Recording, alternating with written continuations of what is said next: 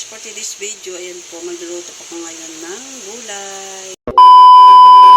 Ayan guys, napakulo po ako ng tubig. Ilalagay ko na po yung sibuyas at sunod ko na rin po yung kamatis. Ayan, magluluto pa ako ng aming hapunan kasi mamaya po may pasok po ako. Hintayin po natin kumulo ulit at ilalagay po yung gulay. Ayan, ilalagay ko na po yung bunga ng malunggay. Ayan po, unahin ko po siya kasi medyo matigas po yan. Hintayin po natin medyo lumambot sa punti at sunod ko na po yung kamuti. Ayan, luto na po guys. Yung bunga ng malunggay, yan po yung paborito ko talaga guys. Isunod na rin po natin yung kamuti. Ang tawag po dito sa lulutuin ko guys ay bulang lang po. Ayan, napakasarap po yan guys. Puro vegetable. Kumukulo na, ilagay ko na po yung hinimay-himay ko na pong isda. Isunod ko na po yung ito. Hindi ko alam kung anong tawag dito eh. Lagyan ko siya ng salt. Ito po, yung cubes. Napakasarap po guys. Paborito ko talagang ganitong gulay.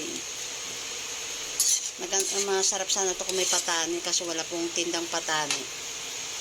Next po natin ay kalabasa. Dyan ay yung hinimay-himay ko pong isda po na isdang galunggong. Puno po yung isang kawali.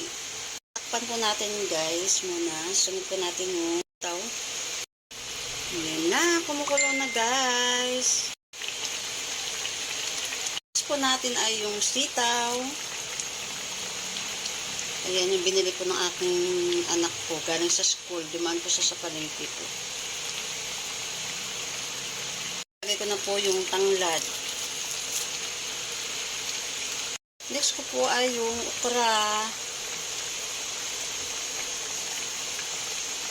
Sunod-sunod na po natin guys. Sunod yung talong.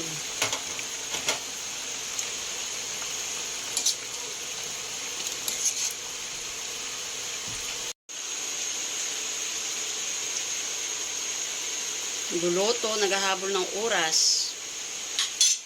Malapit na po maluto guys. Ayan, nakalimutan ko yung hipon. Madali lang naman po maluto yan.